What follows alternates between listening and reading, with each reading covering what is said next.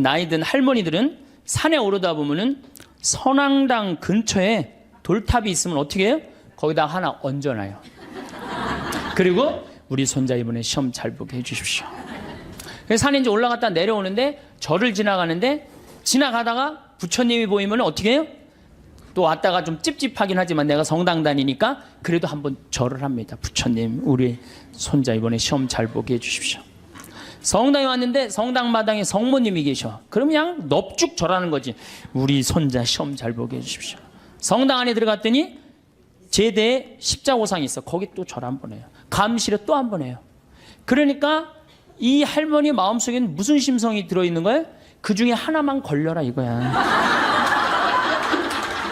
그 중에 하나만 걸려서 내 손자 이번에 수학 능력 평가 시험 잘 보면 된다 이거야. 그러니까 대부분의 우리 천주교 교우들이 그걸 뭐라고 하냐면 기복신앙이라고 그래. 기도해서 복을 얻는 거예요. 기복신앙. 그래서 새해 여러분들 점집에 제일 많이 가는 종교인들이 누군지 아세요? 단연 천주교 교우들 1등이에요. 예. 성당에 쭉 다녀보니까 이게 답이 안 나와. 답이 안 와. 여기가 아닌가 봐. 그리고 어디로 가봐요? 점집에 가봐요. 점집에 가봐갖고 점집에 가면 속 시원한 얘기 해주잖아요. 3대 죽은 처녀 귀신이 달라붙하고 이 집이 안 된다. 부족 하나 써줄 테니까 벽에 넣어놔라. 그럼 마음이 편안하단 말이야. 우리는 뭐 하면 돼? 마음의 평화를 얻기만 하면 되는 거. 어딜 가든. 그래서 대한민국이 종교 천국이 되는 거예요.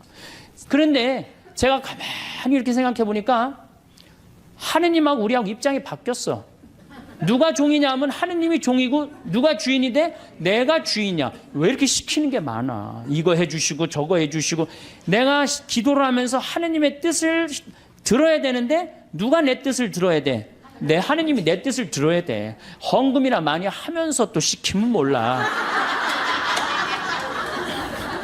딸랑 1,000원 해갖고 그냥 300원어치는 우리 아이 이번에 시험 잘 보게 해주시고 300원어치는 우리 아파트값 뛰게 해주고 나머지 400원어치는 우리 남편 절대 직장에서 안 떨어지게 해주시옵소서 하고 1,000원 딱 낸단 말이야. 아니 많이 하면서 시키면 또 다행인데 딸랑 1,000원 내면서 왜 이렇게 시키는 게 많아요. 그러니까 하느님하고 나하고 입장이 바뀐 거예요. 그리고 이제 하느님이 안 들어주면 열받아요, 열 안 받아요? 열받아. 아니 하느님이 정말 있는 거야 없는 거야? 왜 이렇게 내 청을 안 들어줘? 내가 9일 기도까지 했구만. 54일 동안이나 했는데 왜 안 들어줘? 여기가 아닌가 봐. 천군보살한테 한번 가봐야 되겠다. 천군보살한테 가봐. 거기 가서 또 안 되면 또 어떻게 해요? 또 성당에 나타나. 그래서 성당에 주기적으로 나타나는 사람들이 있어요. 주기적으로. 요즘 넷플릭스에서 나는 신이다 라는 사이비 종교 관련 다큐멘터리가 대한민국을 들었다 놨다 하고 있습니다. 저는 시청을 하지 않았는데 시청한 사람들 반응이 토할 정도로 역하다고 합니다. 시내를 걷다 보면 아주 젊고 멀쩡한 사람이 아주 착해 보이고 멀쩡한 사람한테 다가가 도를 아십니까? 라는 질문을 하면서 사람 사냥을 합니다. 또 온몸에 좋은 기운이 흐르는 분이라며 생전 듣지도 못한 기분 좋은 말로 접근을 합니다. 때로는 겁도 줍니다. 조상님이 운을 맡고 있다고, 조상님이 지금 지옥에서 운을 맡고 있다고, 그래서 그 조상님을 위해서 기도하면은 당신 지금 안 풀리는 일도 잘 풀릴 거라고 이렇게 얘기를 합니다. 중고등학교 시절 온 세상을 떠돌아다닌 저는 사이비 종교인들 유혹에 넘어가지 않을 것입니다. 아마 보면은 이게 뭔가 낌새가 이상하다 하고 혹 하고 넘어가지 않을 거예요. 황창현 신부님의 행복특강 지금 바로 시작하겠습니다. 영상이 마음에 드신다면 구독, 좋아요, 알림 설정 부탁드립니다. 오늘은 황창현 신부님의 최근 특강도 준비했으니 함께 들으시면 좋겠습니다.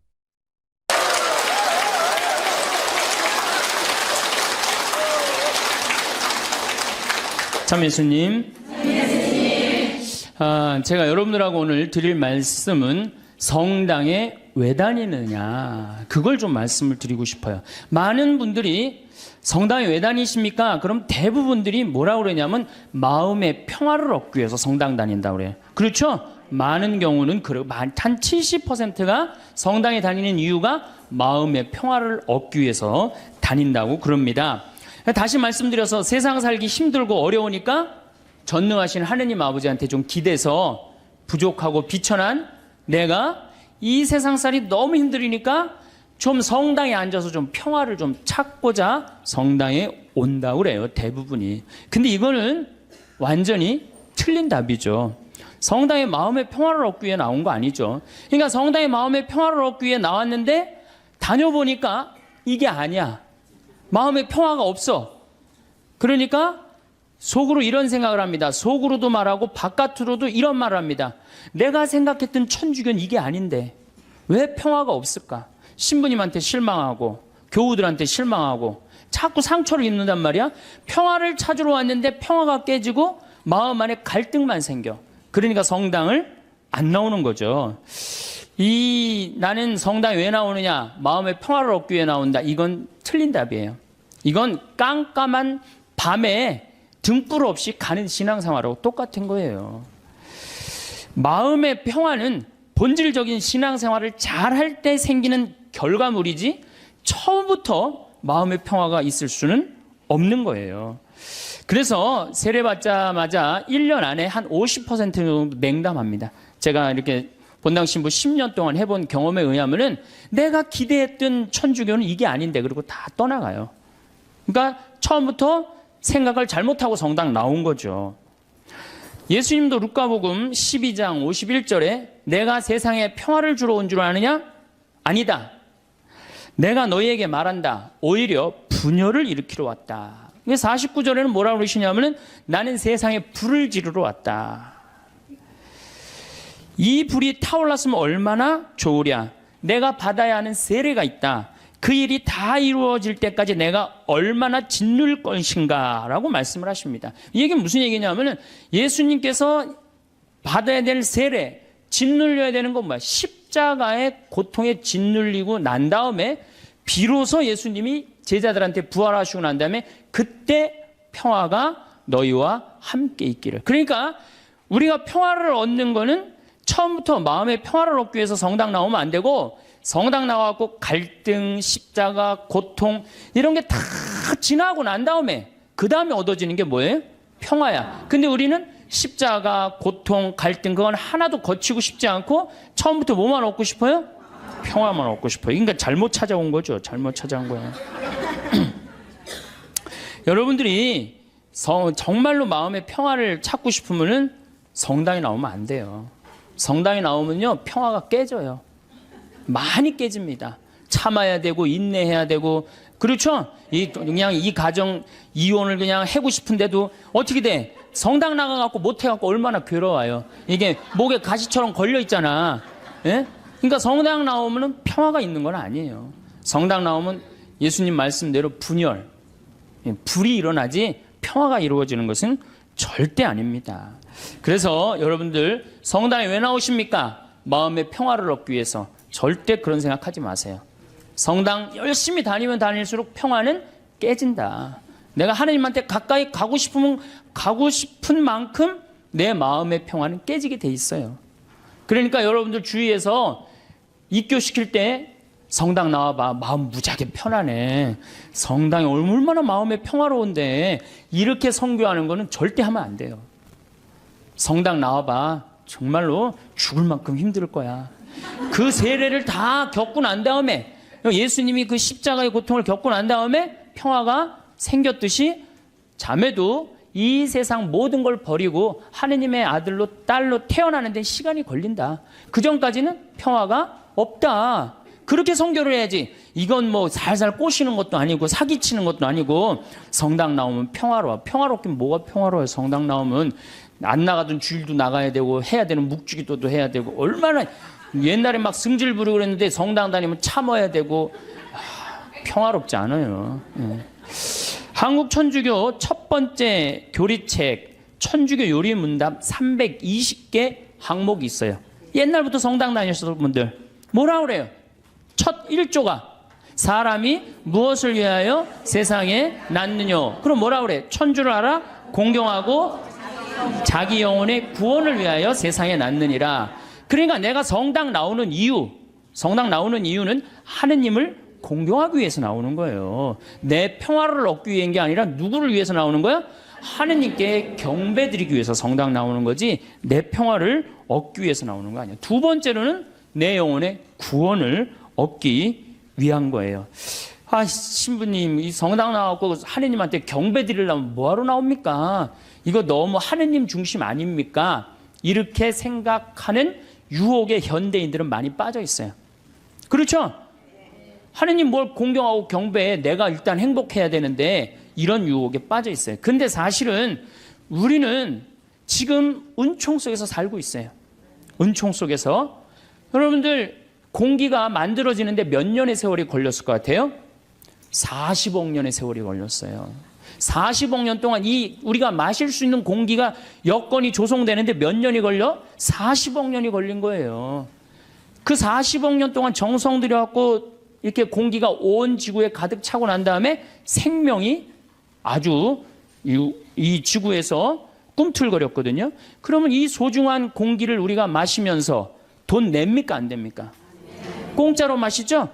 얼마나 감사해요. 얼마나 감사해요. 하늘에서 빈님 돈 1,000억 내면 내려줘요? 공짜로 내려주세요? 안 내려주세요? 공짜로 내려주시잖아요. 얼마나 감사해. 햇빛, 만물을 키워내는 햇빛, 요즘 가을 햇빛 참 기가 막히게 좋죠. 막 우리 평창의 들판에 정말로 벼들이 막 있고 있어요. 그 햇빛 공짜로 내려주세요? 안 내려주세요? 내려주시죠? 여러분들이 길 다니는데 공짜로 다니세요? 안 다니세요?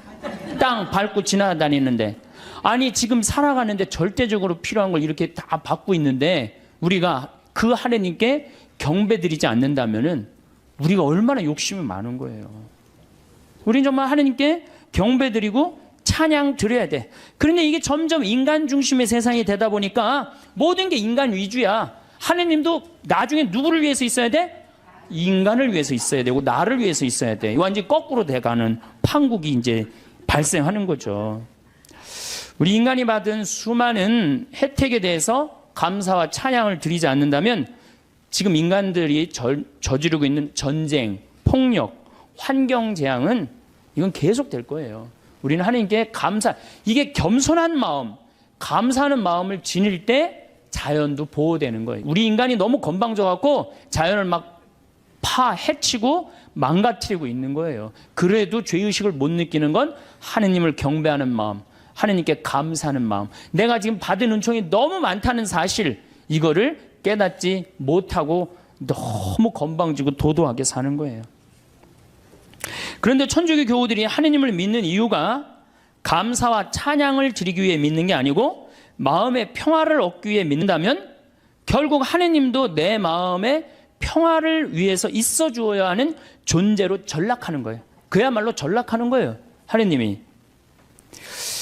내가 하느님을 믿었는데 평화가 오기는커녕 가정에 분열이 일어나고 성당 다니는 삶이 자꾸 의무감으로 바뀌어요. 자꾸 의무감으로 바뀌어. 그래서 주일 미사도 이게 자꾸 걸려. 그냥 나가기 싫은데 억지로 나가는 경우가 있어요. 그렇죠? 여러분 그런 경우 많죠? 오늘은 너무 나가기 싫고 좀 집에서 쉬고 싶은데 주일 미사를 또 안 나가면 고해성사 봐야 되니까 이놈의 거. 그러니까 점점 평화가 깨지는 거지.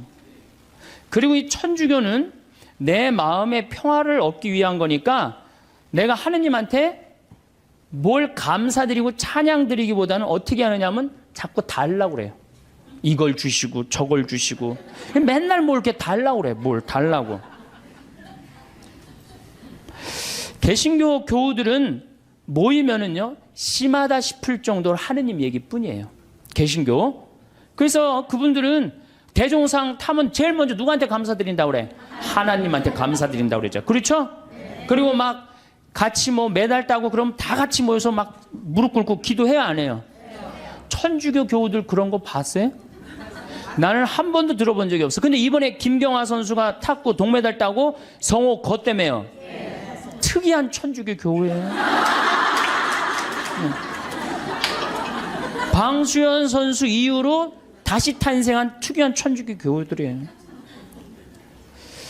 천주교회는 하느님을 믿는다면서도 하느님의 일은 뒤로 한 채 사람의 일만 더 걱정하는 경향이 굉장히 많아요. 여기 있는 분들 대부분이 하느님의 일 걱정하는 것보다 누구 일 더 걱정해요? 내일. 여러분들 세계에서 선교사가 제일 많이 나가 있는 나라는 미국이에요. 모든 선교제 다 나가 있어요. 그 다음에 선교사가 많이 나가 있는 나라가 어느 나라냐? 우리나라 개신교회. 세계에서 두 번째예요. 우리 근데 천주교 교우들은 나가요, 안 나가요? 내가 알기로도 한 100명 이내도 안 돼요. 지금 외방선교회하고 또 뭐 몇몇 수도회 뭐 이런 수녀님들하고 거의 없어요. 그러니까 우리는 하느님의 일은 걱정하지 않고 무슨 일 걱정해? 사람의 일을 걱정하는 거예요. 예수님이 마태오복음에 이런 얘기를 해요. 예루살렘에 올라가시면서 내가 예루살렘에 올라가면 고난을 받을 것이다. 그리고 3일 만에 살아날 것이다. 그러니까 베드로가 뭐라 그러냐? 맙소사 주님. 그런 일은 주님께 결코 일어나지 않을 것입니다. 하니까 예수님이 이런 말씀을 하세요. 사탄아, 내게서 물러가라. 너는 나에게 걸림돌이다. 너는 하느님의 일은 생각하지 않고 사람의 일만 생각하는구나. 여러분들, 하느님 믿는다면서 내가 하느님의 일을 더 많이 걱정해요? 사람의 일을 더 걱정해요? 사람이 솔직해서 좋습니다. 마음의 평화를 얻기 위해 신앙생활을 하시는 분들은 하느님의 일을 생각하기보다는 사람의 일을. 그러니까 우리 천주교 교우들은 어떨 때 보면 이게 믿는 집단인지 아니면 친목 집단인지 헷갈릴 때가 많아요. 네, 믿는 집단인지 친목 집단인지 헷갈릴 때가 많아요. 이 심지어 주일학교 애들 여름신앙학교 할 때도 보면은 아주 슬퍼요. 우리 평창에 모래내 교회가 3년 동안 왔어요. 모래내 개신교회가 3년 동안 왔는데 내가 이제 바빠갖고 전도사님을 계속 못 만났는데 3년째 내가 전도사님을 만나서 아유 우리 집에 이렇게 3년 때 오는데 어떻게 재밌으셨냐고 그랬더니 그 전도사님 하시는 말씀이 아우 우리 3일 동안 은혜 많이 받고 갑니다 그러는 거예요. 저는 주일학교부터 여름 신앙학교 여름 캠프 20년 동안 다니면서 은혜 많이 받았다라는 생각은 한 번도 해본 적이 없어요. 우리 천주교에서 여름 캠프 갔다 오고 난 다음에 어땠니? 무지하게 재밌었어 엄마. 이렇게 말하지 엄마 은혜 많이 받고 왔어 이렇게 말하는 애들이 있어요? 이게 출발점이 굉장히 틀린 거예요. 은혜 많이 받고 갔다는 거예요. 근데 우리 천주교는 재미야. 어느 정도로 재미를 추구하느냐면은 우리 생태마을에 그 주일 이제 지금은 그렇게 못하게 하는데 처음에 올 때는 본당 개인 프로그램을 하게 했어요. 오면은 주일학교 선생님 제일 먼저 찾는 게 무덤 어디 있냐는 거. 무덤. 우린 무덤이 굉장히 많거든요 뒤에. 무덤 저기 뒤에 무지하게 많다고. 왜 그러느냐고 그러니까 귀신놀이 하려고 그런다는 거예요. 귀신놀이. 담력 테스트 한다는 거예요. 아니 하느님 믿는데 왜 담력 테스트가 필요해요? 그 모래내 교회는 기도하고 찬송하고 성경 공부하고 기도하고 찬송하고 성경 공부 2박 3일 동안 그러는 거예요. 그러니까 은혜 많이 받고 갔다는 얘기가 나오지. 근데 우리는 담력 테스트, 그것도 귀신놀이. 아니 천주교 이름으로 여름 신앙학교 가갖고 귀신놀이 한다는 게 말이 돼요? 그러니까 애들이 6년 동안 귀신놀이를 하다 보니까 하느님하고 안 친하고 누구하고 친해? 귀신하고 친한 거야. 귀신하고. 그러니까 이게 귀신하고 너무 친하다 보니까 중학교 올라가면은 귀신하고 어깨동무하고 다 세상으로 나가는 거예요. 그래서 주일학교 1000명이면 중고등학교가 100명으로 줄어들어요. 900명은 귀신놀이를 너무 해갖고 하느님보다 귀신이 더 마음에 드는 거야. 귀신한테 꼬여갖고 나가는 거예요. 우리가 그 단순한 그거 하나만 하더라도 얼마나 하느님 얘기를 하지 않고 사느냐 그걸 느낄 수 있어요. 캠프라는 것은 자연 안에서 텐트를 치고 노는 걸 캠프라고 그래요. 그런데 천주교의 여름에 가는 거 보세요. 신앙 캠프. 모든 단어를 캠프로 써요. 놀러 가겠다 이거예요. 신앙 그냥 걸어 놓는 거고 진짜 목적은 뭐야? 놀겠다는 거예요. 놀겠다. 산간 신앙 학교 얼마나 좋아요. 근데 우린 꼭 캠프라고 그래. 우리 교구도 교구 홈페이지에 여름 캠프 이렇게 써 있어요. 그냥 놀자는 거지. 놀자는 거지. 내 마음에 평화만 있으면 돼. 성당 가갖고 하느님의 영광 이런 거 별로 중요하게 여기지 않는 거죠. 반대로 은혜 많이 받고 간다는 개신교는 감사, 찬양, 경배, 아멘, 할렐루야예요. 그래서 대부분 이 개신교 이렇게 제가 이렇게 방송 보면은 개신교 성도들은 기도할 때 어떻게 합니까? 손을 들고 눈을 하늘에 들고 해요. 그렇죠? 전부 다 손을 하늘을 향하잖아요. 천주교는 어디를 향하고 있어요? 땅바닥을 향하고 있어요. 평화방송 보면 천주교구들 다 어디 쳐다보고 있어? 땅바닥 쳐다보고 있는 거예요. 도대체 우리는 하느님이나 하늘에 관심이 없어요.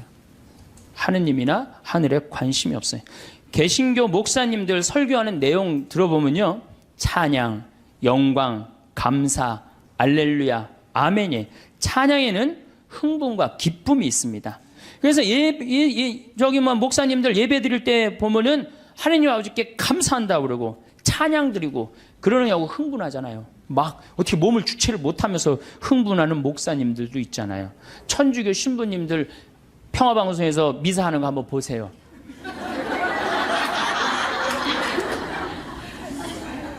우리 천주교는 신부님부터 교우들까지 전부 우리 기본 컨셉이에요. 우리는 기쁘면 안 돼. 그래서 가톨릭 전례를 보면 전부 다 무거워요. 무겁고 우울하고. 찬양보다는 회개하고 반성하는 분위기가 훨씬 커요. 그래서 우리는 사순시기, 참회의 절, 대림시기, 봄판공, 가을판공, 십자가의 길, 양심성찰 이런 것만 해요. 그러니까 우리 분위기는 어두컴컴하고 우울한 분위기예요. 그래서 여러분들 미사가 끝나고 나서 성당문을 열고 나가면서 나 오늘 하나님께 정말로 경배 드렸어. 나 오늘 하나님께 정말 영광 드렸어. 오늘 미사 때 너무 큰 감사와 찬양, 영광 드렸어. 그런 기분 드는 미사 있어요? 1년에 매일 미사 참여하면서도 그렇게 열심히 나가면서도 나 오늘 하나님 아버지께 영광 드리고 나와서 1시간 내내 하나님 아버지인데 찬양했어. 그런 기분 드는 교우들이 거의 없어요. 거의 없죠? 그러니까 우린 찬양을 안 하는 거예요. 아니 천주교 요리문답 1조가 뭐야? 사람이 무엇을 위하여 세상에 났느냐? 하느님을 공경하고 천주를 알아 공경하고 자기 영혼의 구원을 위하여 낳느니라. 이 두 가지가 우리가 성당 다니는 결정적인 이유예요.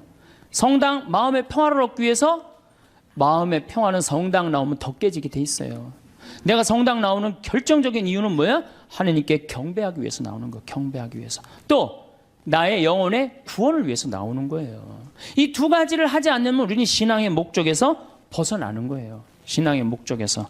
예수님의 삶을 보면 늘 경배와 감사와 찬양이 기본입니다. 예수님도 산상설교 중 마태복음 8장에 보면은 너희의 착한 행실을 보고 하늘에 계신 너희 아버지를 찬양하게 하라. 그러니까 우리가 착한 일도 누구의 영광을 드러내기 위해서 착한 일을 하는 거야? 하느님의 영광을 드러내기 위해서 착한 일을 심하다 싶을 정도로 예수님은 찬양에 중점을 두십니다. 마태복음 11장 25절 아버지 하늘과 땅의 주님 지혜롭다는 자들과 슬기롭다는 자들에게는 이것을 감추시고 철부지들에게는 드러내 보이시니 아버지께 감사드립니다. 그러니까 예수님도 입만 열면 뭐야? 감사야. 입만 열면은. 근데 우리는 입만 열면 뭘 그렇게 달라고 그래. 이미 다 주셨는데. 5천 명을 먹이실 때도 예수님은 찬미의 기도를 잊지 않으십니다. 마태복음 14장에 보면은 군중에게 풀밭에 자리를 잡으라고 지시하셨다. 그리고 빵 5개와 물고기 2마리를 손에 들고 하늘을 우러러 찬미를 드리신 다음 빵을 떼어 제자들에게 주시니 제자들이 그것을 군중에게 나누어 주었다. 어떻게? 하늘을 우러러 찬미 드렸다 그래. 여러분들 밥 먹을 때 우리 어떻게 해야 돼? 정말로 하느님 아버지 이 밥 먹게 해주셔서 감사합니다. 지금 밥 못 먹는 사람이 지구에 30억이야. 30억. 근데 우리는 얼마나 감사하게 먹어요. 그런데 이렇게 감사한 밥 먹으면서 성호 굽고 먹어요? 바깥에 나가갖고 일반 식당에 나가서? 여기는 어느 학교야? 성가정, 영성, 성숙 여기 학교 학생들은 내가 보니까 대단한 것 같아. 저는요 제가 이렇게 성호 굽고 밥 먹잖아요. 한 번은 그런 적이 있어요. 신학생 때 성호를 굽고 밥을 먹는데 앞에 있는 남자야. 아마 성당 열심히 다녔던 모양이야. 아이 새파란 놈이 성호를 굽고 밥 먹으니까 너무너무 미안했는지 자기 허벅지에다가 성호를 굽고 밥을 먹더라고요. 허벅지에다. 그러니까 우리는 찬양 드리고 경배 드리는 그런 신앙의 분위기는 자기가 하느님 얘기를 스스로 합니다. 왜냐하면 하느님께 찬양 드리고 경배 드리는 게 얼마나 신나요. 근데 우리는 천주교는 무슨 이순신 장군 후예야? 내가 죽었다는 걸 적에게 절대 알리지 말아라. 이거하고 똑같은 얘기를 해. 내가 천주교 신자라는 걸 절대 남에게 알리면 안 된다. 그래서 성호도 거요 안 거요? 안 거요 안 거. 밥 먹어. 여기 계신 분들은 극구. 그래서 여러분들 제가 또 어떤 교우가 나한테 와서 기가 막힌 얘기를 한 적이 있어요. 신부님 우리 부장님이요. 내가 직장 생활을 10년 동안 같이 했는데 알고 봤더니 성당 다니는 거예요. 무지하게 열심히 하셔요. 우리 부장님이. 그러니까 10년 동안 다니면서도 성당 다닌다는 얘기를 안 한 거예요. 나의 죽음을 적에게 알리지 말라. 그렇게 말한 이순신 장군처럼 어떻게 내가 성당 다니는 거를 직원이 알면 안 되는 거야. 그러면서 그 아래 직원이 한다는 얘기가 있어. 천주교 신자 뭐가 틀려도 틀리다고. 내가 아무리 열심히 해도 그 성호도 안 굽고. 그게 무슨 신앙이에요. 신앙은 드러내는 거예요. 드러내는 게 곧 선교가 되는 거고. 근데 우리는 항상 오그라들어요. 항상. 예수님은 율법서에서 가장 큰 계명이 무엇이냐고 묻는 율법 교사에게 당연히 이렇게 말씀하십니다.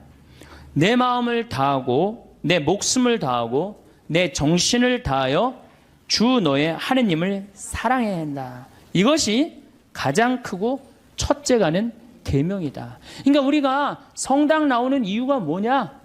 마음의 평화를 얻기 위해서? 아니라는 거예요. 그럼 마음의 평화를 얻기 위해서 성당 나오는 게 아니라 뭐하러 나오는 거예요? 하느님께 경배드리기 위해서 나오는 거예요. 왜? 하느님께 받은 은혜가 너무 많으니까. 얼마나 우리가 많은 은혜를 받았어요 지금. 우리는 받은 은혜가 999가지야. 그 999가지를 정말로 감사드리고 찬양드리기도 바쁜데 못 받은 거 하나 달라고.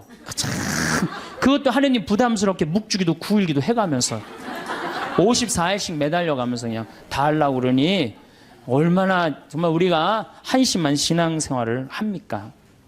예수님은 죽음 바로 전에 당신 머리에 향유를 부은 여인의 행동을 칭찬하십니다. 어떤 여자가 매우 값진 향유가 된 옥합을 가지고 다가와 식탁에 앉아 계시는 그분 머리에 향유를 부었다. 제자들이 보고 불쾌하며 말하였다. 왜 이렇게 허투루 쓰는가? 저것을 비싸게 팔아 가난한 이들에게 나누어 줄 수도 있을 터인데. 근데 예수님은 이 여인의 행동을 말리지 않습니다. 놔둬라.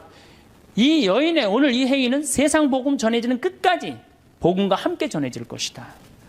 그 향유가 200데나리온이에요. 200데나리온. 한 데나리온이 하루 일당이에요. 우리나라 돈으로 이제 하루 일당 한 5만 원으로 따진다면 얼마예요? 1,000만 원어치 쏟아부은 거예요. 예수님 머리에 1,000만 원어치 쏟아부은 거예요.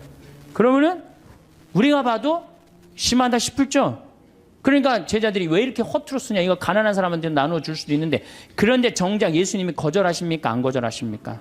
거절하지 않으세요. 우리가 하느님께 바치는 건 최고여야 돼. 끄트머리가 아니고. 그래서 아닌 말로 교무금도 우리가 미루다 11월 달 그것도 성탄절날 그냥 그날 내는 분들도 많아요. 그러니까 우리가 하느님께 맨 뒤로 가고 세상 일이 제일 먼저가 되는 거예요. 우선 내 문제 해결하고 난 다음에 그 다음에 하느님은 나중에 봐도 되니까. 하느님께 첫 번째 첫 배, 맛배를 드려야 되는데 우리는 항상 맨 끝에 일단 내 마음의 평화가 더 중요한 거예요. 내가 마음이 평화로우면 그때, 많이 평화로우면 그때 내고, 그때 안 평화로우면 안 내. 안 내도 되는 거예요. 성찬례를 봐도 예수님은 하느님께 얼마나 애절하게 감사 기도를 드렸는지 알 수 있습니다. 스스로 원하신 순환이 다가오자 예수께서는 빵을 들고 감사를 드리신다. 항상 감사하는 거 잊지 않으셨어요. 찬양하는 거 잊지 않으셨어요. 쪼개어 제자들에게 주시며 말씀하셨다. 또 이어 잔을 들어 다시 감사를 드리신 다음 제자들에게 말씀하셨다. 그러니까 예수님도 입만 열면 뭐 하셨어요? 감사하고 찬양했단 말이야. 근데 우리도 어떻게 해야 돼? 입만 열면 어떻게 해야 돼? 감사하고 찬양해야 되는데 사실은 그런 신앙생활을 하기란 우리가 방향을 잘못 잡았기 때문에 별로 없어요. 요즘 조금 분위기가 그래도 천주교가 감사, 찬양의 분위기가 그래도 조금 살아나요. 요즘 천주교가. 그래서 요즘 그런 면에서는 제가 정말 우리 천주교가 제대로 가고 있구나 그런 생각이 듭니다. 저는 우리가 얼마나 많은 은혜를 받았느냐 하면은 여러분들 지금 눈 두 개 여기 계신 분들만 제가 눈 두 개 달려있는 거 감사해 안 감사해? 걔는 하얀색하고 까만색밖에 못 봐요. 걔는. 근데 우리는 눈 두 개가 달려갖고 총천연색 다 보잖아요. 그렇죠? 실록도 보고 도봉산도 보고 얼마 파란 하늘도 보고 안개도 보고 이게 얼마나 감사한 일이야. 또 다리 두 개 달려갖고 인천에서 의정부에서 수원에서 명동까지 걸어왔잖아요. 얼마나 감사해요. 다리 두 개 내가 걸어 다닐 수 있다는 게. 나무는 한 번 심겨지면은 옮겨갈 수 있어요, 없어요? 옮겨갈 수가 없어요. 근데 우리는 두 다리, 두 눈으로 온 데 다 다니고 얼마나 감사해. 뭘 또 더 바란다고 맨날 이렇게 달라고 그래요. 이미 하느님이 다 주셨는데. 하느님이 다 주셨어요. 그러니까 사실 우리는 매일 감사하고 매일 찬양 드려도 우리는 부족해요. 내가 숨 쉬는 거 5분만 안 쉬어도 살아요, 죽어요? 죽어요. 그런데 이 온 세상에 하느님의 기운이 꽉 차 있어. 하느님의 생명이 꽉 차 있어. 그걸 내가 지금 마시고 사는데 얼마나 은혜롭고 얼마나 감사해요. 그러니까 우리는 입만 열면 뭐 해야 돼? 제가 다른 기도는 못해도 그 기도 하나는 기가 막혀요. 감사기도.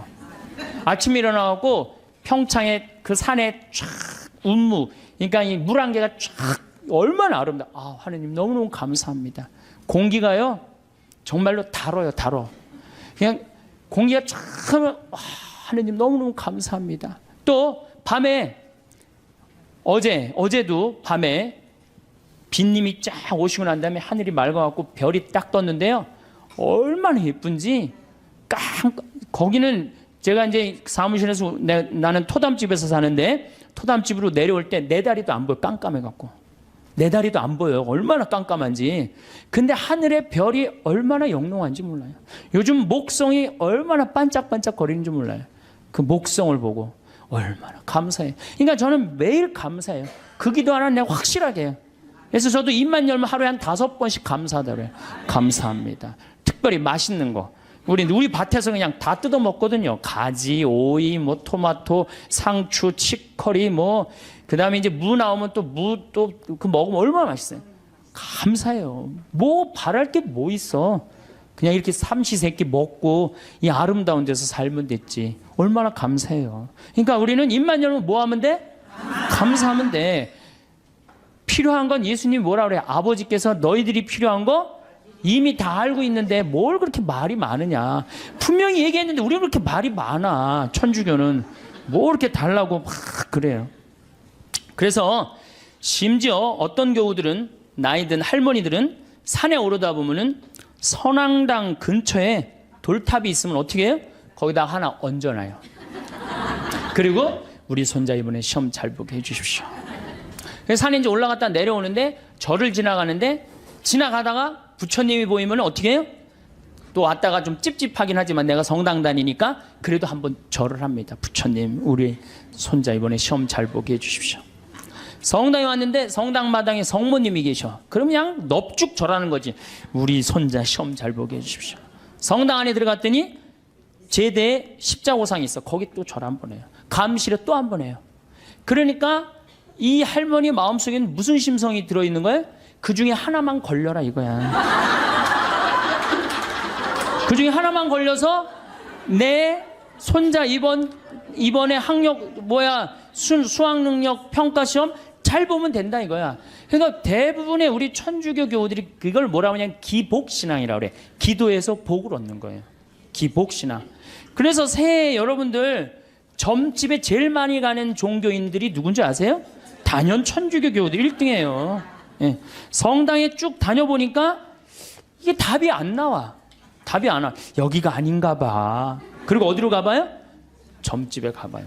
점집에 가봐갖고 점집에 가면 속 시원한 얘기 해주잖아요. 3대 죽은 처녀 귀신이 달라붙하고 이 집이 안 된다. 부족 하나 써줄 테니까 벽에 넣어놔라. 그럼 마음이 편안하단 말이야. 우리는 뭐 하면 돼? 마음의 평화를 얻기만 하면 되는 거. 어딜 가든. 그래서 대한민국이 종교 천국이 되는 거예요. 대한민국에 들어왔고 실패한 종교는 하나도 없습니다. 다 성공합니다. 왜? 우리나라 국민들 심성 자체가 뭐야? 이 현세를 너무 좋아해요. 현세에서 사는 걸 너무 좋아해요. 죽어 정승보다 살아 개가 낫다고 그런 말도 우리 하죠. 그러니까 우리 현실을 너무너무 좋아하는 거예요. 그러니까 우리 이제 곧 추석이 다가오는데 참 재미난 게 있어요. 제가 이렇게 외국을 다녀보거나 여러 군데 다녀보면요, 무덤이 다 동네 한가운데 있어요. 무덤이. 그래갖고 그냥 동네에 그냥 퇴근하는 길에 꽃 하나 갖다 놓고 출근하는 길에 인사 한번 하고 그런단 말이야. 근데 우리는 그냥 얼마나 멀리 갔다가 묻어놓는지 죽는 게 그렇게 싫은 거예요. 그래갖고 그냥 무지하게 멀리 갔다가 묻어놔. 그리고 그냥 그걸 1년에 전 국민이 똑같은 날 다 보러 간다고. 아니, 죽는 날은 다 틀린데 왜 보러 가는 날은 다 똑같아. 그냥 추석하고 구정만 되면 그냥 막 이게 참 그만큼 우린 죽음을 싫어하는 거예요. 살아서 복 받으면 되는 거예요. 그러니까 우리는 내세 영원한 생명, 제가 이거 4번째 시간 때 이 강의를 할 건데 영원한 생명에 대한 간절한 소망이 없어요. 이 세상에서 어떻게 하면 돼? 행복하면 돼. 내 마음의 평화를 얻으면 돼. 성당에 왜 나오십니까? 마음의 평화를 얻기 위해. 나오지 마세요. 마음의 평화는요, 예수님이 언제 공식적으로 빌어줬느냐면 부활하시고 난 다음에 제자들에게 그때 예수님은 치를 것 다 치르고 그러고 난 다음에 너희에게 평화가 있기를. 여러분들도 진정한 마음의 평화는 뭐예요? 단계, 신앙의 단계, 성숙의 단계, 여기 보니까 성숙이라고 써놨는데 성숙의 단계를 다 거치고 난 다음에 어느 정도 경지에 오르고 난 다음에 그때서 흔들리지 않는 평화가 생기는 거예요. 그러니까 그 단계까지 가야지. 가기도 전에 아무것도 없으면서 평화, 그러면 평화가 옵니까? 우리의 신앙이, 감사의 신앙생활이 제일 우선이라는 표현을 우리는 매일매일 하고 있어요. 미사 때마다 우리는 감사라는 날을 무지하게 씁니다. 미사 때마다. 그런데 우리가 앵무새처럼 되뇌이기만 하기 때문에 그걸 잘 몰라요. 무수한 감사송이 있지만 오늘 내가 이제 평일이 이제 감사송이 6개가 있어요. 월, 화, 수, 목, 금, 토 이렇게. 그래갖고 제가 수요일 날 오늘 평일 미사 감사송 한번 해볼게요. 주님께서 여러분과 함께 마음을 드높이 우리 주 하느님께 감사합니다. 그럼 여러분 뭐라 그래요? 마땅하고 옳은 일입니다. 그러죠? 근데 정말로 그렇게 감사한 게 마땅하고 옳은 일로 했는지 그런 생각이 많이 들어요. 아니 그러니까 우리 천주교 교우들이 어느 정도냐면은 기도원도 여기도 다녀보고 저기도 다녀보고 하여튼 먹히는 데 한번 가봐요. 여기저기. 그래갖고 또 어떤 자매는 이렇게 소개하는 자매도 있어요. 그쪽 신부님한테 가봐. 그쪽 신부 용해대. 용한 신부님 찾아가는 거죠.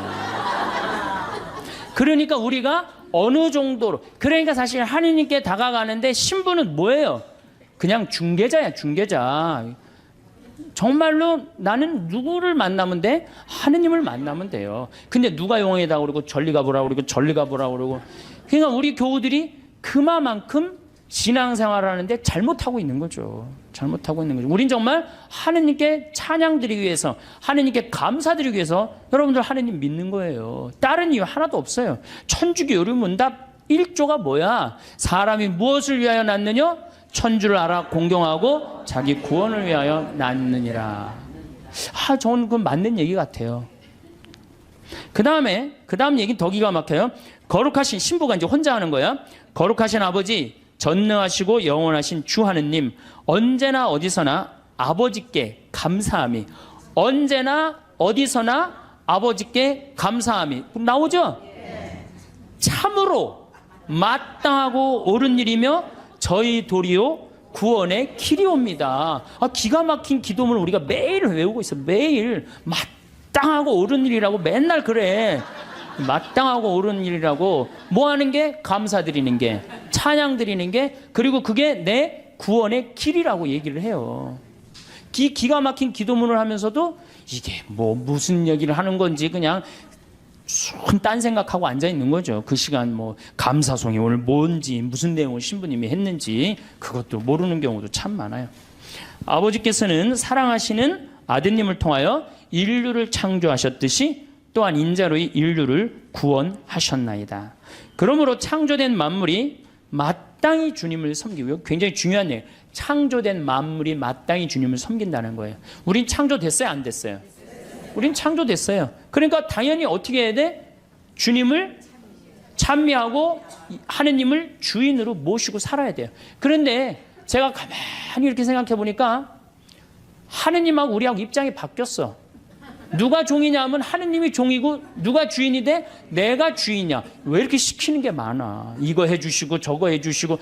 내가 기도를 하면서 하느님의 뜻을 들어야 되는데 누가 내 뜻을 들어야 돼? 내 하느님이 내 뜻을 들어야 돼. 헌금이나 많이 하면서 또 시키면 몰라. 딸랑 1,000원 해갖고 그냥 300원어치는 우리 아이 이번에 시험 잘 보게 해주시고 300원어치는 우리 아파트값 뛰게 해주고 나머지 400원어치는 우리 남편 절대 직장에서 안 떨어지게 해주시옵소서 하고 1,000원 딱 낸단 말이야. 아니 많이 하면서 시키면 또 다행인데 딸랑 1,000원 내면서 왜 이렇게 시키는 게 많아요. 그러니까 하느님하고 나하고 입장이 바뀐 거예요. 그리고 이제 하느님이 안 들어주면 열받아요, 안 받아요? 열받아. 아니, 하느님이 정말 있는 거야, 없는 거야? 왜 이렇게 내 청을 안 들어줘? 내가 9일 기도까지 했구만. 54일 동안이나 했는데 왜 안 들어줘? 여기가 아닌가 봐. 천군보살한테 한번 가봐야 되겠다. 천군보살한테 가볼. 거기 가서 또 안 되면 또 어떻게 해? 또 성당에 나타나. 그래서 성당에 주기적으로 나타나는 사람들이 있어요. 주기적으로. 지속적으로 나타나야 되는데 주기적으로 나타나. 주기적으로. 구원된 모든 사람이 다 함께 주님을 찬송하며 성인들도 한 마음으로 찬미하오니 저희들도 천사들과 함께 주님을 찬양하며 언제나 기뻐 노래하나이다. 이렇게 우리가 미사 처음부터 끝까지 다 이래요. 모든 기도문이. 근데 이제 이 미사를 이게 또 이제 바뀌어야 돼요. 이 미사가 신부님들의 원맨쇼로 끝나는 경우가 너무 많아. 여러분들 구경하는 경우고. 그렇죠? 네, 다음 시간에 내가 얘기하겠지만 굿을 한번 보세요.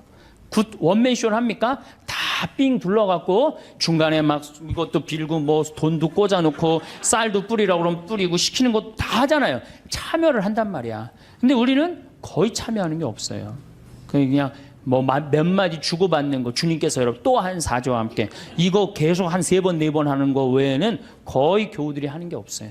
그러니까 당연히 미사가 이렇게 빨려 들어가지를 못하는 거죠. 미사에. 그러니까 죽어 있는 전례에 우리가 10년 동안 20년 동안 그냥 죽어서 왔다 갔다 하는 거예요. 그래도 계속 오는 거 보면 신기하죠. 나는 기적이라고 생각해요. 저분들이 도대체 무슨 생각으로 이렇게 계속 오고 있을까? 나는 그거는 성체성사 때문이라고 생각해요. 성체성사. 내가 예수님이 내 몸 안에 살기 때문에 내가 오는 게 아니야. 미사 참여 여러분이 가는 거 아니야. 내 안에 사는 예수님이 그냥 끌고 가는 거지. 여러분들은 몸만 빌려주는 거, 몸만 빌려주는 거, 몸만. 정말로 성체 은혜 때문에 천주교가 사는 거예요. 네, 얼마나 좋은 성사예요. 거기에 의미까지 더한다면 우린 정말로 행복한 신앙생활을 할 수 있을 텐데. 그러니까 우리가 이제 뭐라고 그래? 신부가 이렇게 하면 여러분들은 뭐라고 그래? 거룩하시도다, 거룩하시도다, 거룩하시도다. 온 누리의 주 하느님, 하늘과 땅에 가득 찬 그 영광. 하늘과 땅에 가득 찼다고 그래. 아까 제가 얘기했죠. 공기 마시는 것 자체가 뭐야? 은총 속에서 사는 거야. 하늘과 하느님의 기운이 있지 않으면요, 이 인류, 우주, 이거 생명이 움틀 수가 없어요. 가끔 이런 분이 있어요. 내가 하느님을 믿느니 주먹을 믿겠다. 이런 분들이 있어요. 그럼 제가 제가 그런 글도 썼는데 주먹을 믿겠다고? 주먹이 공기 만들어내는데 무슨 일을 했는데, 주먹이 하늘에 빗님 내리는데 무슨 일을 했는데, 주먹이 태양빛 만들어내는데 무슨 일을 했는데, 그렇게 주먹이 좋으면은 주먹하고 저 화성에 가서 살아라. 영하 200도 되는 데 가서 살아라. 주먹이 다 해줄 테니까. 우리 인간이요, 너무 교만해 있어요, 지금. 과학이 발달해갖고 인간이 최고인 줄 알고 착각하고 있어요. 우리는 한순간도 하느님의 은총이 없으면 우리는 한순간도 못 살아요. 그래서 여기 뭐라 그래? 온 누리의 주 하느님, 하늘과 땅에 가득 찬 그 영광. 이렇게 노래를 했잖아. 높은 데서 호산나, 주님의 이름으로 오시는 분 찬미 받으소서. 듣고 보니까 찬미라는 말을 무지하게 많이 하죠, 우리가. 그런데도 우리가 죽어있는 전례에 참여를 하다 보니까 정말로 찬미하는 기분, 찬양하는 그런 기분이 안 들어요. 그러면은 도대체 어떻게 하느님께 경배드려야 되느냐? 이거는 춤을 춰야 돼, 하느님 앞에서. 우리가 하느님께 춤을 춰드려야지 경배하는 거예요. 근데 우리 춤 춰요, 안 춰요? 아까 보니까 막 추대 보니까. 근데 미사 때 춤 춰요, 안 춰요? 우리 주 전례는 미사예요. 미사 때 춤 안 추죠. 그렇죠? 하나님 기쁘게 해드리지 않는 거예요. 성가 잘해요, 못해요? 솔직히 성가, 내가 다음 시간에 이제 성가 얘기하겠지만은 성가 이거 장송곡 안 되면 다행이에요. 요즘 또 이제 순교자 성월이라 또 이제 더 청승을 떨면서 더 부르지. 그 다음에 시편. 여러분들 시편 외우는 거 내가 답답할 때 한두 개 정도 탁 나오는 시편 있을까요? 우리 천주교교들. 그래. 여긴 성숙 학교라 확실히 많이 틀린 것 같아. 정말 우리 시편도 제대로 외우는 거 없어요. 시편도. 그럼 그림이라도 하느님을 참 믿으려야 되는데 그나마 천주교가 제일 잘하는 게 이 그림이에요. 요 네 가지를 내가 이제 남은 2시간 동안 네 가지에 대해서 이야기를 나누도록, 어떻게 하면 하느님께 경배를 잘 드릴 수 있느냐, 네 가지에 대해서 10분 쉬었다가 하도록 하겠습니다. 예, 감사합니다.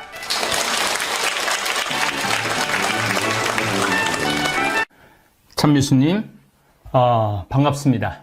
요즘 넷플릭스에서 나는 신이다라는 사이비 종교 관련 다큐멘터리가 대한민국을 들었다 놨다 하고 있습니다.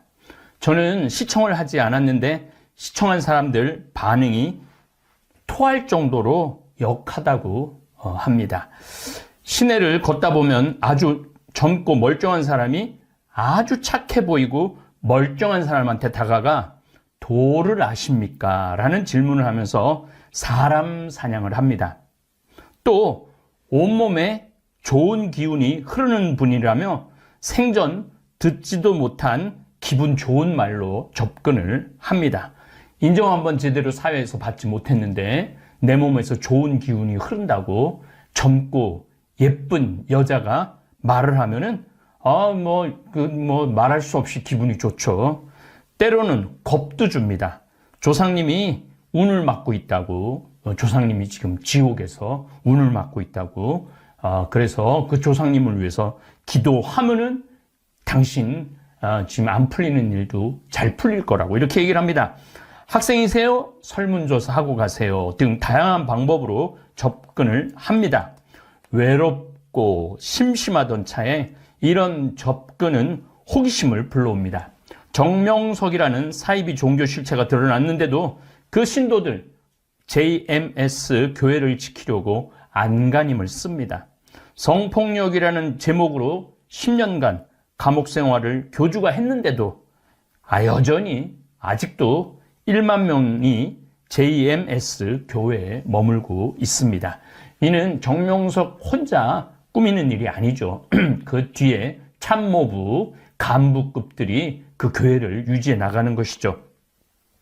학벌도 초등학교가 전부인 교주에게 왜 이화여대, 연세대, 고려대, 서울대, 명문대 학생들이 빠져들었나? 여러분들 너무 궁금하고 의문이 생기지 않습니까? 저는 이렇게 생각합니다. 명문대에 가는 학생들은 초, 중고등학교 시절에 책상에 앉아, 도서관에 앉아, 학원에서 뭐만 했느냐면 공부만 한 학생들이에요. 책 안에 있는 내용들은 귀신같이 외워 시험을 잘 봤지만 세상 물정을 몰랐던 것이죠. 대한민국 교육 제도가 친구들과 어울리고 봉사하고 협력하는 교육 방식이 아니고 혼자 경쟁적으로 명문대 가기 위한 방식으로 교육을 합니다. 중고등학교 시절 온 세상을 떠돌아다닌 저는 사이비 종교인들 유혹에 넘어가지 않을 것입니다. 아마 보면은 이게 뭔가 낌새가 이상하다 하고 혹 하고 넘어가지 않을 거예요. 저도 신학생 때 수원역에서 멀쩡하게 차려입은 그리고 아주 예쁜 이 두 사람이 저한테 도를 아십니까 하고 접근했을 때 신학생이었지만 은근히 이들하고 대화하고 싶은 그런 유혹도 있었어요. 물론 나는 신부가 되려는 신학생이라고 말하니까 두말하지 않고 등을 돌린 경험도 있었습니다. 하지만 공부만 한 순수한 사람들은 냉정하게 거절하지 못합니다. 명문대 가는 학생들 대부분 특징이 외로움도 느끼지만 순진합니다. 순진했기에 부모가 시키는 대로 열심히 공부했고 명문대에 합격하여 대학 생활을 한 것입니다. 이런 대학생들은 사이비 종교 사람들에게 최고의 먹잇감이 될 수밖에 없었습니다. 사이비 종교 사람들 심성 안에 순종이 온몸에 배어 있습니다. 외롭지, 착하고 순진하고 순종적이지, 이들은 사이비 종교에 빠지면 학비 갖다 바치고 월급 갖다 바치고 심지어 집까지 팔아 교주에게 갖다 바치는 것입니다. 빠져나오기는커녕 점점 더 깊이 빠지는 이유가 바로 여기에 있습니다. 대중들은 자기가 다니던 성당, 교회, 절에서 신부, 목사, 스님들의 비리를 접하거나 실제적으로 기존 신앙생활 하던 곳에서 심한 상처를 받은 사람들은 사이비 종교에 빠지기 더 쉬워집니다. 사람들이 가정 불안화, 부모 자녀와 갈등이 심해 심리적으로 약해 있을 때, 또 착한 여자가 남편한테 두들겨 맞고 살고 있을 때, 만성적으로 누적되어 온 스트레스로 평소보다 심신이 취약해질 때 멀쩡하게 생기고 심지어 아주 아리따운 젊은 처자가 다가와서 다정하게 말을 걸면 더 쉽게 빠져들 수밖에 없습니다. 사람들은 자신에게 힘든 일이 생기는 원인을 찾고 싶어하고 의지할 대상을 구하게 됩니다. 그리고 사실은 우리도 마찬가지예요. 우리도 좀 하느님한테 의지를 많이 하잖아요. 이 사람들도 의지할 대상을 찾는데 이 사이비 종교에서 길거리 사냥이 나온 사람한테는 그냥 사냥감이 될 수밖에 없죠. 힘든 현실로부터 주의를 완전히 돌리고 싶어요. 현실을 잊고 싶어하는 사람들이 많습니다. 사이비 종교는 이러한 욕구를 전부 다 충족해 주는 거죠. 순진하죠, 착하죠, 순종적이죠, 스트레스 받았죠, 기성 종교의 비리로 상처를 입었죠. 이런 것들을 처음 사이비 종교에 선교하는 사람들이 접근할 때는 그런 걸 다 잊게 만들어요. 얼마나 입안에 사탕발림을 해 주는지 모릅니다. 처음 사이비 종교에 입교를 하면 천사 같은 사람들이 본인을 귀하고 천사처럼 귀하게 대우를 해줍니다. 예쁜 여대생, 그것도 키가 170cm 이상 되는 학생들을 대학 정문에서 주시하다 접근을 합니다. 모델 만들어준다고 학원 같은 것을 차려놓고 워킹 연습도 시켜주면서 정말 따뜻하게 대해주면은 당신 너무 아름답다. 당신은 훌륭한 모델 될 자격이 있다. 가능성이 보인다. 이 여학생은 꿈인지 생시인지 모를 정도로 황홀한 나날을 보냅니다. 서서히 이 사냥감은 완전 무장 해제의 단계에 들어갑니다. 그러면 개인적인 교리를 시작을 하게 되는 거죠. 개인적인 교리를 하게 되면 처음에 이제 완전히 빠져들었기 때문에 의심 없이 무조건 믿게 되는 거죠. 이거를 요즘 영어로 가스라이팅이라고 그래요. 세뇌 교육을 시키는 거를. 심신이 허약해진 사람들에게는 얼마의 헌금을 하면 퇴직금을 우리 종교 대전 앞으로 돌려놓으면 일주일에 며칠은 우리 종교단체에 와서 일을 하면 몇 명을 우리 종교로 전도하면 당신의 지금 겪는 고통, 사업적인 거, 가정의 불행, 몸 아픈 거 이런 거 싹 다 날 수 있다고 이렇게 유혹을 하죠. 사이비 종교는 헌신의 대가로 신이든 교주든 같은 종교 내의 사람이든지 의지할 수 있는 인도자를 제공해 줍니다. 그러니까 그 인도자 말만 듣게 만들어 놓는 거죠. 아이러니컬하게도 돈과 시간과 정성을 사이비 종교에 부으면 부을수록 외롭고 순진하고 착하고 순종적인 젊은이들은 사이비 종교에 더 의지하고 몰입하게 됩니다.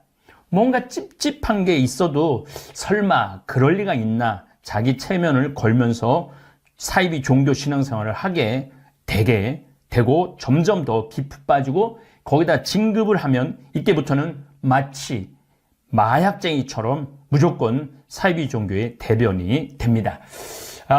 정명석 씨에게 성폭행을 당한 사람들은 누구도 모르고 자기만 아는 경우가 너무너무 많아요. 말하기도 부끄럽고 그래서 그렇게 평생 상처를 입고 살아가는 사람들이 많죠. 그런 사람들은 국가가 더 이상 이 세상에서 활동하지 못하게 해야 돼요. 사이비 종교에 쏟아 부은 노력과 비용이 클수록 더욱더 의지하고 믿고 싶어집니다. 사이비 종교는 사람들이 현실에서 눈을 돌리고 사회적으로 고립되길 바랍니다. 위에 간부급 사람들이 텔레비전 시청 못하게 하고 인터넷 검색도 못하게 합니다. 완전히 바보로 만들어서 마음껏 조종하는 사이비 교주들의 수법입니다. 친구도 못 만나게 하고 심지어 부모와 관계도 끊으라고 강요하기도 합니다. 그래서 제가 본당 신부할 때도 그런 경험이 있었어요. 신천지인데 아예 신천지 안에 들어가서 살고 부모님도 만나면 안 된다고 그래갖고 그 엄마하고 오빠가 와서 나한테 통곡을 하고 울면서 우리 딸 저기서 꺼내야 되는데 신부님 어떻게 하면 좋으냐고. 근데 이미 이 로봇가 돼버렸어요. 그래서 교주가 조종하는 대로 되는 거죠. 어쨌든 모든 관계를 단절해야 옳고 그름이 변별 없이 사이비 종교에 더욱더 몰두하고 집단 내 불합리한 것을 깨닫지 못하게 됩니다. 정명석 기독교 복음 선교회 일명 JMS 총재 78살이에요. 성범죄 혐의를 다룬 넷플릭스 다큐멘터리 나는 신이다가 공개되었는데도 이미 체면에 걸린 사람들은 자기가 믿는 것만 믿고 나머지는 다 조작된 것이라고 생각합니다. 기성 개신교 입장에서 보면은 JMS 같이 이단으로 규정하는 종교 신자는 최대 66만 명 정도 된다고 그래요. 개신교가 지금 교세가 많이 줄어들어갖고 560만에서 570만 명 정도 되는데 그냥 10분의 1이 사이비 종교인 거죠. 사이비. 그래서 사실은 우리 천주교가 정신 똑바로 차리고 더 올바른 길로 인도해 나가야 된다라는 저는 그런 사명감을 느낍니다. 기성 대형 교회와 우리 천주교가 더 적극적이고 건강하게 선교하고 교리를 가르치지 않으면 사이비 종교는 더욱 기승을 부릴 것이라는 분석이 나옵니다. 사이비 단체 교주 정명석은 여성 1만 명과 성관계, 하늘의 명령을 실현한다라고 주장을 합니다. 자신과 성관계를 갖지 않으면 지옥에 간다는 황당한 교리를 내세워 성폭력을 자행했습니다. 지금은 좀 감옥에 가 있죠. 우리 사회도 문제가 많습니다. 저는 그렇게 생각합니다. 서로에게 친절하고 사랑의 사회가 되면 사이비 종교에 빠져드는 사람은 급격하게 줄어들 것입니다.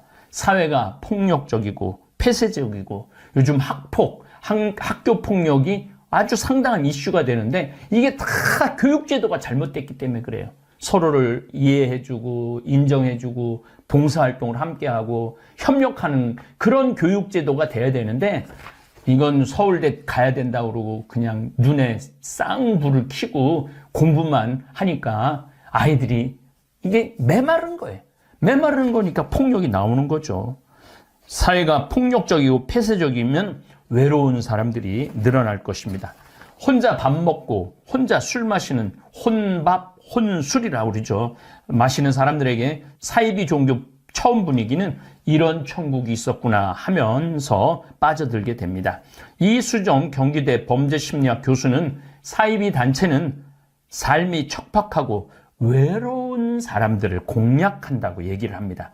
개인들에게는 집단 생활을 하는 종교단체에 들어갈 수밖에 없는 취약성이 있다고 합니다. 저도 뭐 집단 신학교 7년 생활을 했지만은 묘한 분위기가 있어요.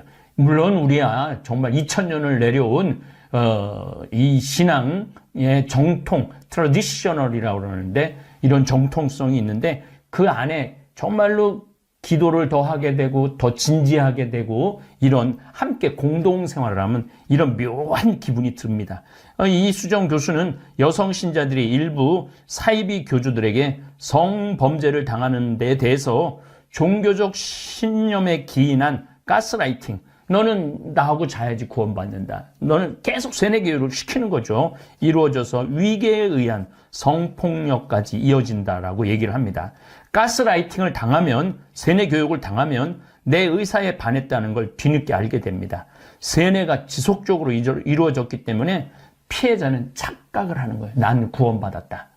그리고 정말 순종적으로 모든 걸 갖다 몸까지 바치는 거니까 모든 걸 바치는 거죠. 공정식 경기대 범죄심리학 교수도 믿음을 갖고 있는 사람들은 일상생활에서 겪는 어려움을 신에게 의지한다면서 사이비 교주는 그런 사람들의 약한 심리를 이용해서 자신의 이익을 취한다라고 말합니다. 또한 교주에 대한 신뢰가 형성되면 그 이후에 신념과 반하는 현상들을 강조하게 되고 자신이 이 잘못된 생각을 하는 거라고 이렇게 포장을 한다고 그래요. 우리 다볼사이버 교우들은 황창현 신부가 양잿물도 먹으라고 먹는다고 그렇게 농담 아닌 농담을 하죠. 그러니까 이렇게 저는 교주도 아니고 그냥 아주 평범한 신부예요. 나는 기적도 일으킬 줄 모르고 손에서 뭐가 나오지도 않는 지극한 평범한 신부입니다. 그럼에도 불구하고 그런 신뢰가 쌓였는데 그렇게 세뇌 교육을 시키면은 그건 판단하기가 어렵죠. 포모 증후군 때문이라는 분석이 나옵니다.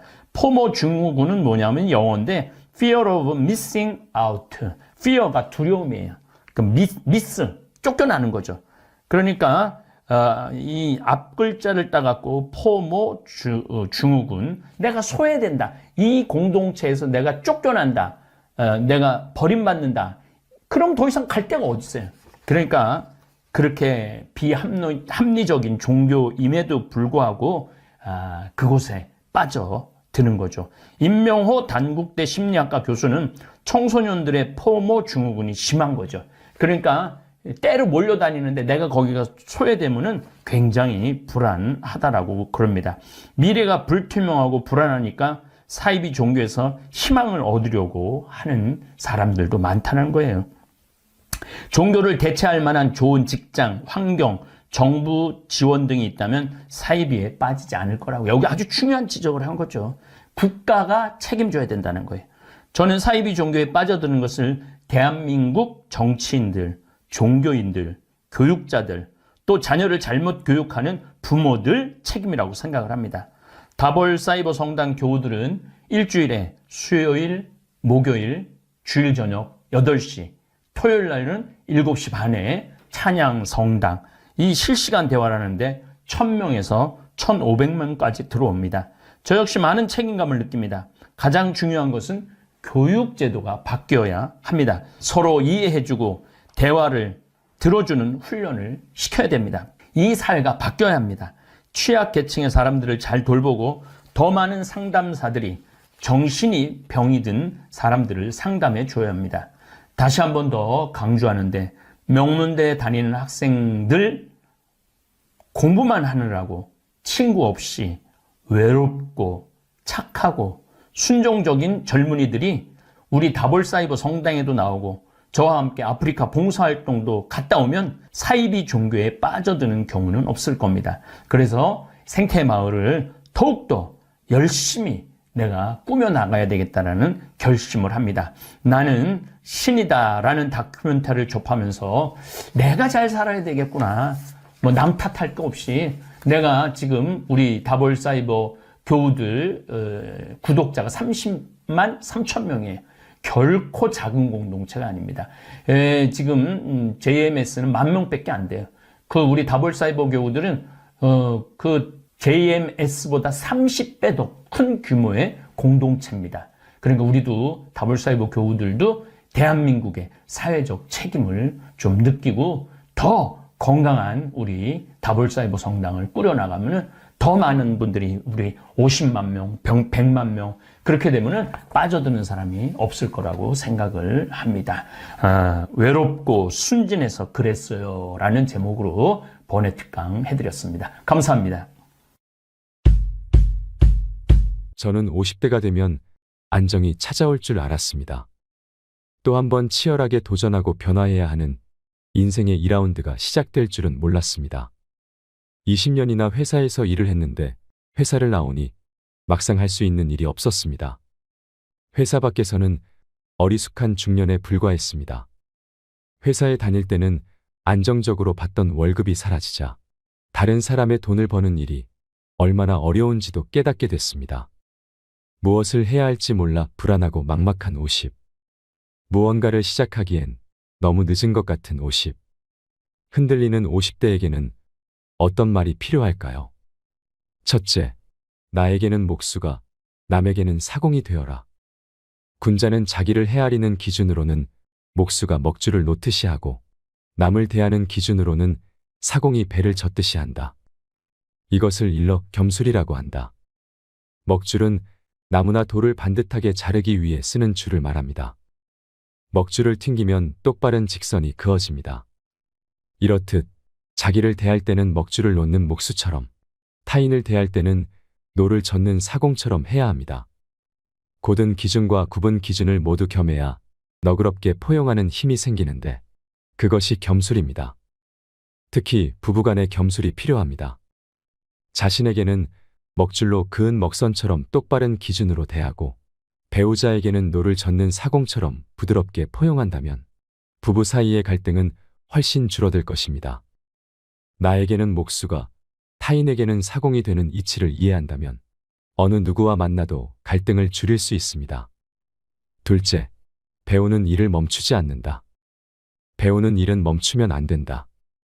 푸른 물감은 쪽풀에서 취했지만 쪽풀보다 더 푸르고 얼음은 물로 만들었지만 물보다 더 차갑다. 스승보다 더 나은 제자를 칭찬할 때 청출어람이라고 말합니다. 자식들은 자신들의 인생이 부모님의 인생보다 훨씬 나을 거라고 생각합니다. 하지만 부모님의 나이가 되어보면 그것이 큰 착각이라는 사실을 깨닫게 됩니다. 회사에서도 선배들보다 자신이 훨씬 낫다고 생각하지만 퇴직 후 혹독한 세상에 나와보면 그 역시 착각이었다는 것을 깨닫습니다. 꾸준히 배우고 익히는 과정이 없다면 청출어람은 그만큼 힘든 것입니다. 직장을 다니면서도 꾸준히 공부를 해야 하는 이유입니다. 직함은 부장이지만 깊은 영역까지는 몰라서 전문가 소리를 듣지 못하는 무늬만 부장인 경우가 적지 않습니다. 안정된 삶에 안주하여 공부의 필요성을 깨닫지 못하고 학습을 멀리한 결과입니다. 공부하지 않으면 퇴직 후에 그 대가를 치르게 됩니다. 내가 일하는 분야에 책 한 권을 쓸 수 있을 정도로 집중적인 공부를 해야 합니다. 그러면 그 결과는 확실히 다를 것입니다. 퇴직 후에도 마찬가지입니다. 인생 후반전을 준비하는 중년이라면 이제는 어떤 공부를 해야 할지 살펴야 합니다. 목표만 세우면 실행은 어렵지 않습니다. 요즘은 책만 읽어도 유튜브 강의만 들어도 충분히 배울 수 있는 시대입니다. 황창현 신부님의 행복특강을 꾸준히 듣는 것도 삶의 큰 지혜가 됩니다. 50대는 이미 늦었다고 생각하기 쉽습니다. 하지만 경력과 인맥, 세상을 보는 눈이 생긴 50대는 시작하기에 가장 적절한 나이입니다. 셋째, 나만의 보폭으로 걷는다.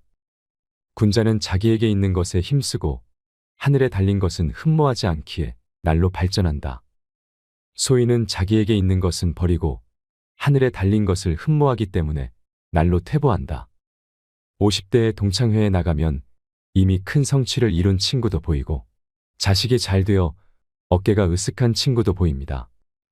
젊을 땐 비슷비슷했던 친구들과의 격차가 확연히 보이기 시작하는 시기입니다. 비교는 불행의 시작입니다. 다른 사람과 비교하기 시작하면 내가 그동안 일구어온 행복은 바람처럼 사라집니다.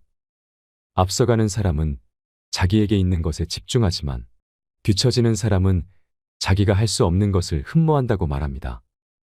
그러니 오로지 자신에게 있는 것에 집중해야 합니다. 오늘의 나를 어제의 나와 비교하고 내일의 나는 오늘의 나와 비교하면 조급함이 사라지고 마음의 안정이 찾아옵니다. 오늘보다 더 발전해 있을 내일의 나를 생각하며 나만의 보폭으로 걸어갈 때 하루하루 만족하면서 살아갈 수 있습니다. 남은 반백을 어떻게 살아야 할지 고민하고 있다면, 더 멋지고 가치 있는 삶으로 변화하고 싶다면 인품을 바꾸고 이렇게 살아보는 것은 어떨까요? 첫째, 나에게는 목수가 남에게는 사공이 되어라. 둘째, 배우는 일을 멈추지 않는다. 셋째, 나만의 보폭으로 걷는다. 이 세 가지를 꼭 기억하셔서 행복한 노년을 보내시길 바랍니다. 이상으로 책틀맨이었습니다. 지혜를 쌓는 당신의 오늘이 아름답습니다. 더 좋은 영상으로 찾아뵙겠습니다.